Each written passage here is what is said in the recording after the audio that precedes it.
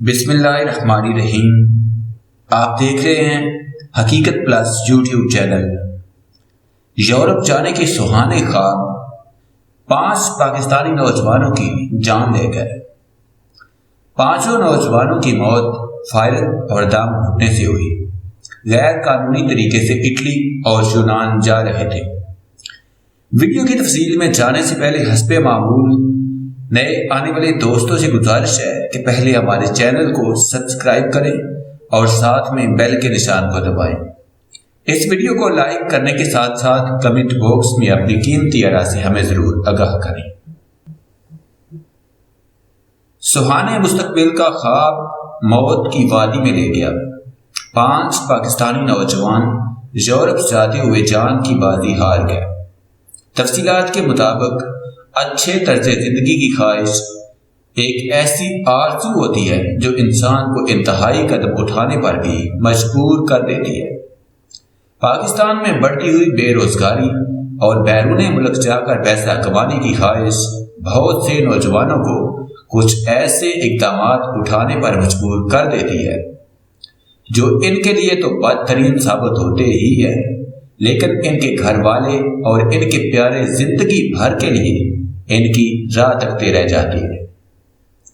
ایسا ہی ایک واقعہ حال ہی میں پیش آیا ہے جہاں نوجوانوں کو سہانے مستقبل کا خواب موت کی وادی میں لے گیا۔ غیر قانونی طور پر یورپ جانے والے 5 پاکستانیوں کی ہلاکت کا انکشاف ہوا ہے۔ سنہرے مستقبل کا خواب آنکھوں میں سجائے یورپ جانے کی خواہش نے 5 پاکستانی نوجوانوں کی جان لے لی۔ یہ نوجوان اٹلی اور یونان جانے کی کوشش کر رہے تھے۔ ذرائع کا کہنا ہے کہ پاکستانی نوجوان غیر قانونی طور پر یونان اور اٹلی جا رہے تھے۔ ان کی ہلاکتیں فائرنگ اور دام گھٹے سے ہوئی۔ جاں بحق ہونے والے نوجوانوں کا تعلق ضلع منڈی بہاؤالدین کے دیہاتوں سے ہے۔ انسانی اسمگلر ان نوجوانوں کو بغیر پاسپورٹ کے یونان اور اٹلی لے جا رہے تھے۔ ان میں ایک نوجوان کی میت کو اس کے آبائی گاؤں پہنچا دیا گیا ہے۔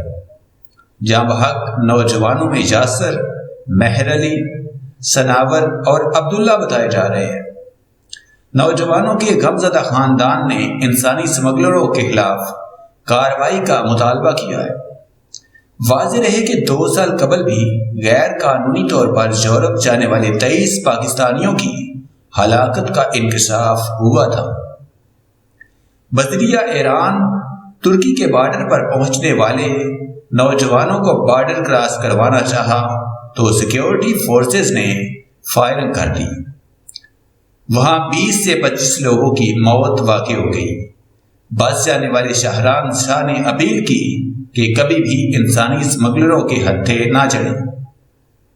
اس کا مزید کہنا تھا کہ میری ٹانگ میں بھی گولی لگی، تاہم میں زندہ بچ کر پاکستان آ گیا۔